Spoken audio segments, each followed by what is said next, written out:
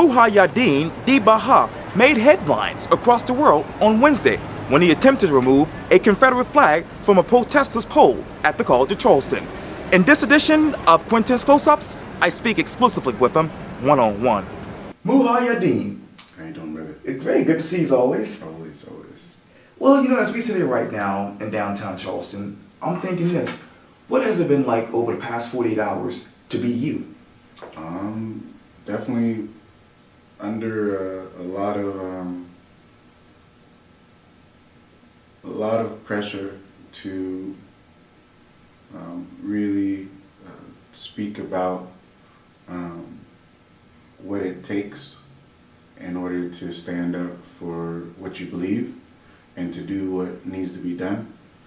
And that pressure is, I put on myself. It's not coming from other people, but utilizing opportunities, as the Lord allows them to come to do the Lord's work, right, and to make sure that righteousness and justice reigns supreme in every case and in every scenario. And so, again, it's a lot of pressure to be able to maintain integrity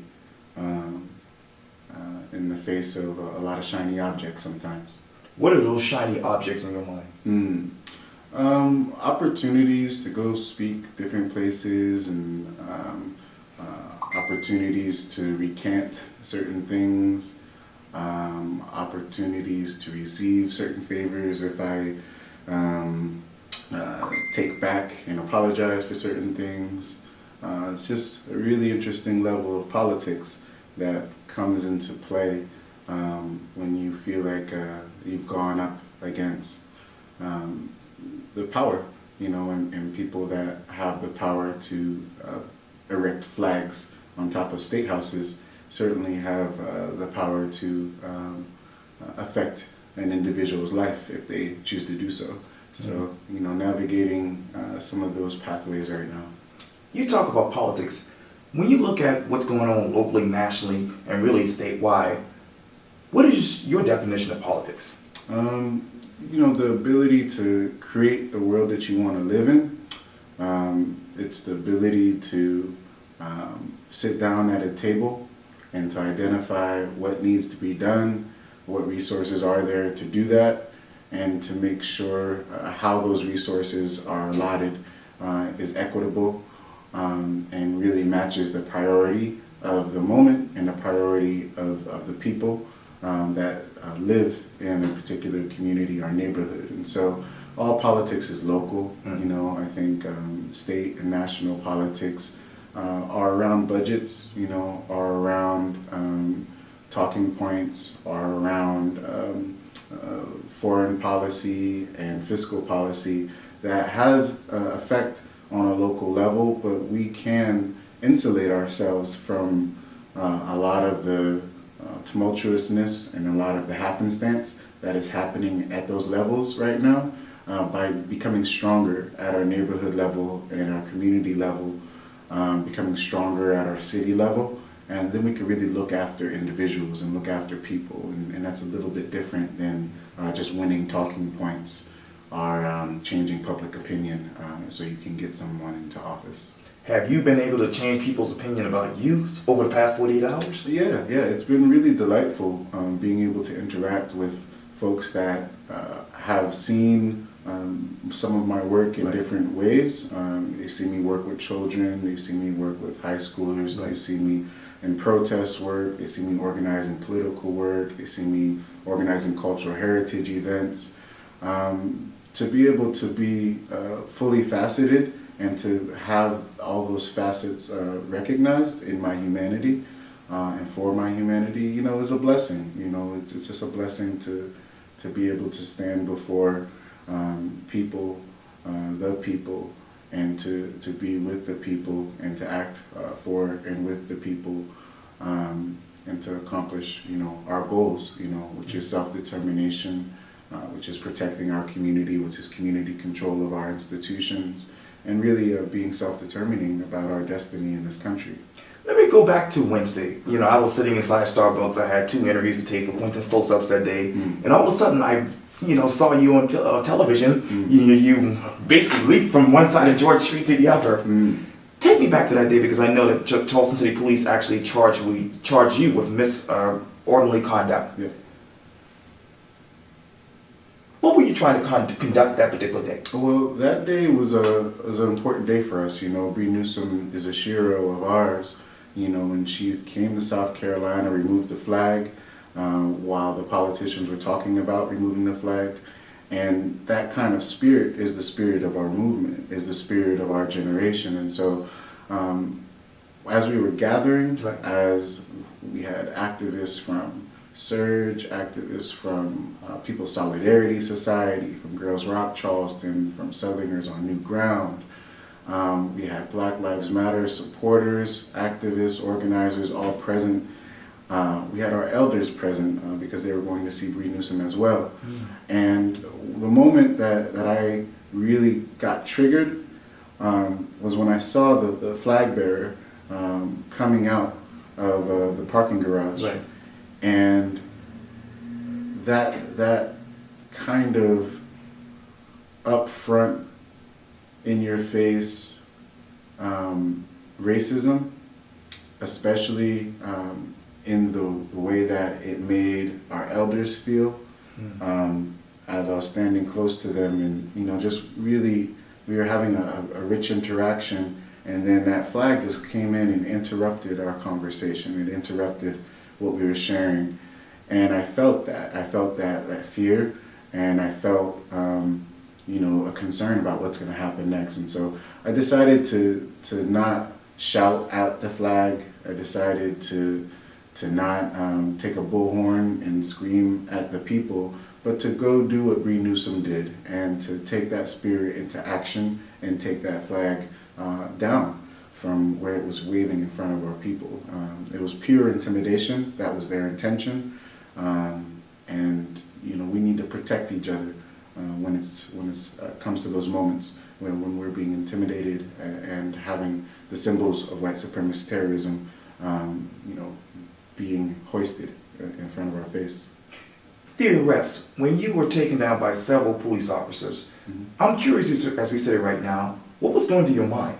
Yeah, so I think first off was we know that there's some police officers that are part of the secessionist party, and we know that there are some police officers that are staunch supporters of white nationalism and white supremacy.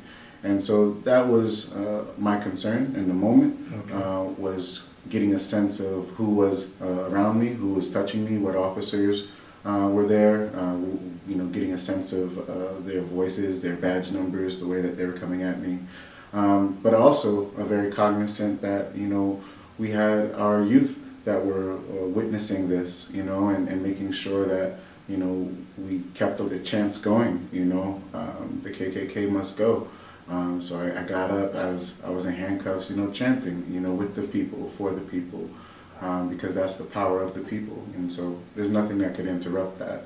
Later on, as the night went on, I took precaution to make sure that the right people were notified to keep an eye on my situation, to make sure I didn't disappear in any weird way. But, we have to understand, this is the bastion of the Confederacy, and to go after a symbol that they value in this kind of way, it has repercussions. And so I'm very aware of that, and that's part of what I'm doing right now in my own personal security. What are you valuing right now as we sit here? I'm valuing the opportunity to speak to so many people and to really inspire a spirit of action. We've raised awareness about white supremacy. We raised awareness about what's going on in this country in the school-to-prison pipeline and mass incarceration. Awareness has been raised. We're past that. Now, second phase, action. What kind of actions are we going to take in order to eliminate the effects of white supremacy and the attitudes of white supremacy upon our lives and upon our children's lives? So if we understand that the symbol of that flag comes up every time that we push, that's their pushback. That is the rallying call. That is their battle flag. It was their battle flag during KKK white supremacy terrorism after Reconstruction and during Jim Crow. It was the reason why it was hoisted on the State House in the first place, and it stayed there for so long. Their pushback after the Civil Rights Movement, and now, their pushback after Obama, has led this nation for 8 years. This is their way of countering our progress and really intimidating. And so I really value our courage. I value our tenacity. I value our ability to act in the moment and to interrupt any aspects of white supremacy terrorism, microaggressions, small racist comments that we've let go for a very long time. All of those need to end now. All of those things need to stop now. And we have the ability to stop them. Part of what has allowed these attitudes of white supremacy to persist is our inability to step up and to stop them. They, and I say they, people of European descent, they need to be re-socialized into interracial interactions in which they do not perform white supremacy. They are socialized to perform white supremacy. That's what the school system does for them. That's what the television does for them. They don't know any better, so I can't hold them at fault. But what I can say is we've internalized the opposite of white supremacy, which is black inferiority. That means that when we say Black Lives Matter, it's an affirmation of our dignity, and we're stepping out and we're affirming who we are for ourselves, but also for these folks that have been raised in white supremacy of European descent, for them to recognize our dignity in a different way. And so it's not okay for our children to be grabbed on a school bus by police officers and then to be charged with assaulting officers. It's not okay for our children to be locked up in jail for 4 or 5 days before they even get a bond hearing. It's not okay for these things to be occurring, and for us to end it and to recalibrate our relationship with them, we're gonna have to stand up and give them something new to deal with. You talk about it's not being okay for the kids to be locked up and, being basically in jail for a couple of days before bond. Yeah. Where were you emotionally when you saw that particular video? Yeah, man, I was infuriated, man. It was very painful to see our little ones being treated like that. I think that the officer got on the bus, had an opportunity to de-escalate, and instead chose to escalate a situation in which a lot of other children got in trouble for. Those children were very rowdy. Those children were disrespectful towards that officer for sure, and those officers, but those children were also protecting each other from something they felt was wrong. And that's a spirit we all need to get back in touch with. If we see something wrong, let's work to interrupt it. A lot of our youth that were on that bus, they only use their words in order to try to interrupt something wrong. Some of us adults, we don't even use our words to interrupt what's going on with the way that our youth are being criminalized. And it's not a figment of our imagination. Like, this is something that the Charleston County School District is working on right now with their discipline policies. They understand that they're harboring a school to prison pipeline type policy towards our youth. They understand that the data backs that up. We understand that if we analyze the state and the federal prison population, that we make up a disproportionate amount of people that are caught in that. So we understand that racial profiling happens. We understand that patrol and custody operations are being used for profit. So human trafficking of bodies is still happening for profit. The municipalities are participating in it while they're hiring police departments to do it for them.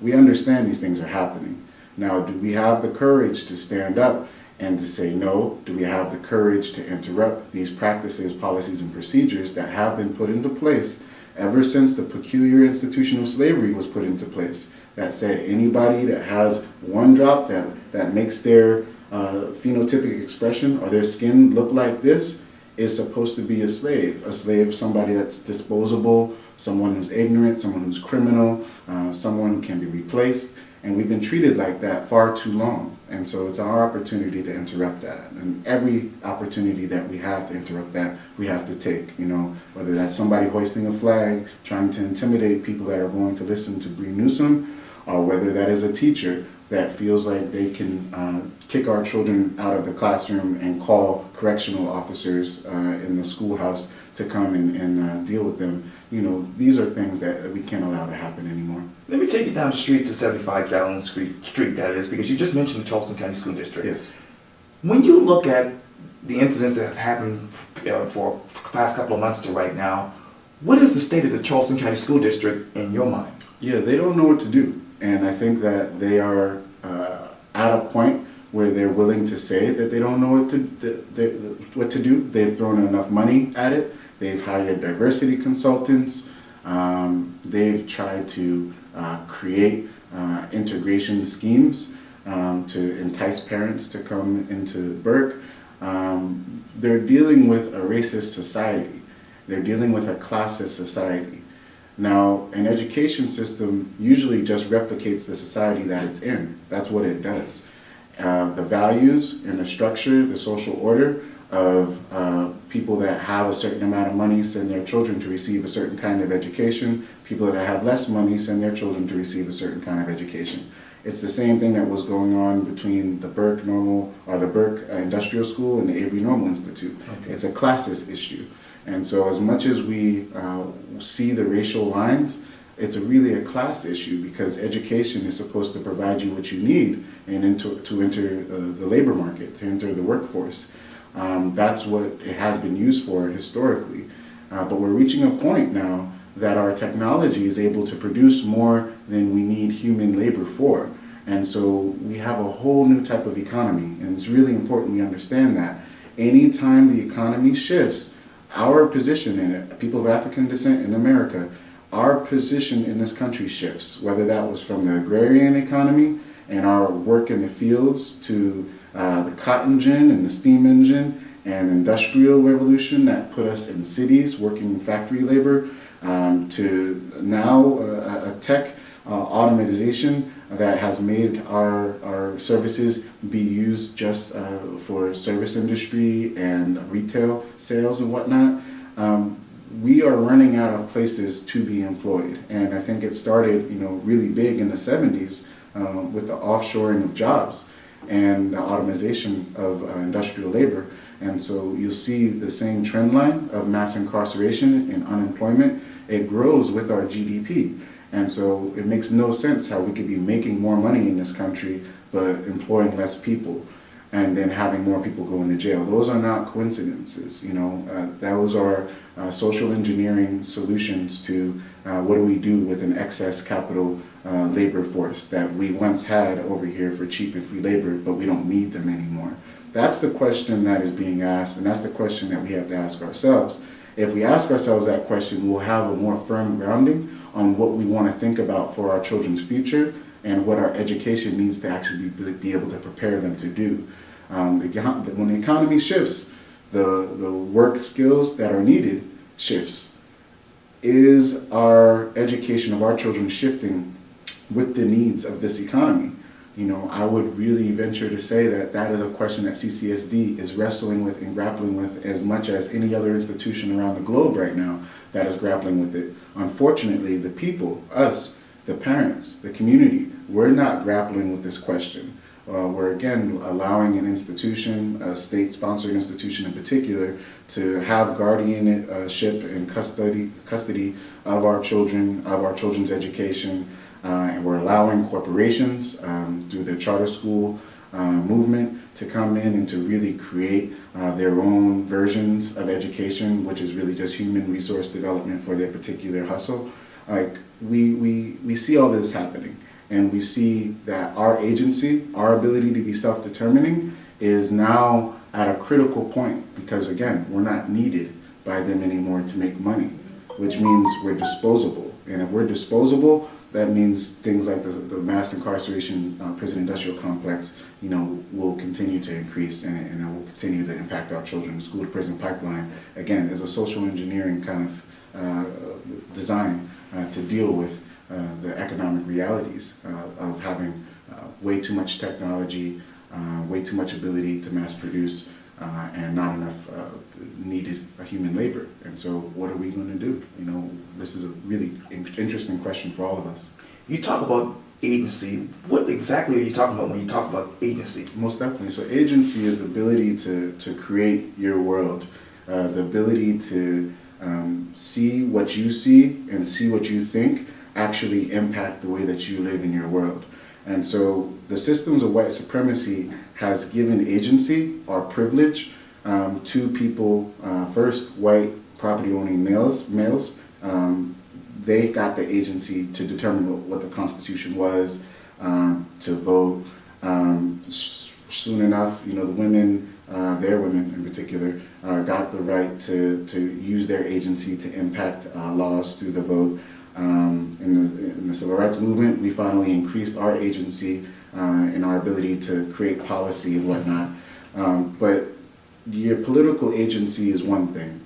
The human agency to wake up in the morning and to decide what you're going to do and to not have to answer to anyone else, the ability to create what you need and not have to ask somebody for it, that is when we claim self-determination agency, the agency to be self-determining. And so there's different levels of agency within one's life. Children typically have less agency than adults in the household and in our society. Is that right? That's something that we should talk about. Our children are very smart. Our children deserve to have more say in their education and what's going on in their world. And right now, our children honestly are being able to access more information than most of the adults in their lives. And so their agency should increase with their capacity. That would be the just thing to do. Our agency as people of African descent to maintain our presence in Charleston needs to be resourced, which means that we need to make sure that we have the ability to fix our homes up, to lease them out, and to make as much money as anybody else is making off of the prosperity of Charleston, because that'll strengthen our economic agency, which definitely has correlations with our political agency. So agency is an ability to affect change for ourselves. Okay, let me go back to Bree Newsom, because I know that you call her a shero. Yeah. And even online, I saw a couple of your tweets a few minutes ago. It basically said, hey, Quintin Santana's the hero. Yes. What got you from Bree Newsom to Quintin Santana to not being a hero yourself? Yeah, it's again, these kind of moments when you have the ability to use your voice to reach a lot of people, they're not always there, and they're God-given. And so the integrity that I have demands to uplift our brother Quintin Santana. He's given his life for this cause of justice here in Charleston, and he has not been supported. He has not been supported economically for it. He has not received the proper recognition and support from the community here, and that really concerns me. How do we treat people that put their lives on the line in order to keep the rest of us safe? And we treat police officers just fine. We honor them and we honor our first responders for what they do. But do we honor those on the front line and the first responders to justice? That kind of recognition and that kind of reinforcement is what's going to allow the activist community to grow here in Charleston, is what's going to allow people to have the courage to know that when they step out and they film an officer interaction in order to keep both parties safe, that the community is going to support that, and we're going to be there to make sure that any repercussions, any safety issues, any concerns that person has individually will be taken care of by the community. And I'm not calling you a hero, this is what I saw on tweets and whatnot, but for those people who have called you heroes, or a hero online, what is your message to them right now as we sit here? Yeah, so it's a spirit of righteousness. A spirit of righteousness is the spirit of the Holy Spirit that moves through each one of us, that awakens our conscience and lets us know the right thing to do. And I think for me, anybody that's living their life that is moving in that spirit, that is standing up for justice, that is standing up to people that are exploiting and are oppressing other people, people that are working on changing the world for all of us. Those kinds of folks are heroes every single day. So I'm proud to be in the number, with the saints that have taken their charge and are willing to do what they need to do to make this world a mirror to the kingdom. Obviously there are a lot of elders that you talk about and you are surrounding yourself Yes. with a lot. Yes. After this particular incident 48 hours ago and a couple other events that you participated in as the Black Lives Matter organizer, what are you learning from elders right now? That's a great question, man. To look at a long game, to be able to see what we want for our children, Okay. and what we want for our youth. And it's really important. I'm only 31, so when you're around this age, you could be very self-centered. You could be thinking about building your own career. You could be thinking about building your own bank account, Okay. making investments. Very self-centered, especially in a capitalistic economy. But through the wisdom of my elders, I've been able to see that what I do is for the children, and it's for them to see something that they could touch, a real person that they could touch, and it's a responsibility. Then it becomes a really heavy responsibility to be that kind of a model, to share that kind of insight that's not based upon myself and glorifying myself, but glorifying God and glorifying the work of righteousness, and making sure that that's accessible to our youth to understand that that is a cool way to go. Righteous swag is you can't touch righteous swag. That's God given. That's something that I've learned. Secondly, that we got a long ways to go.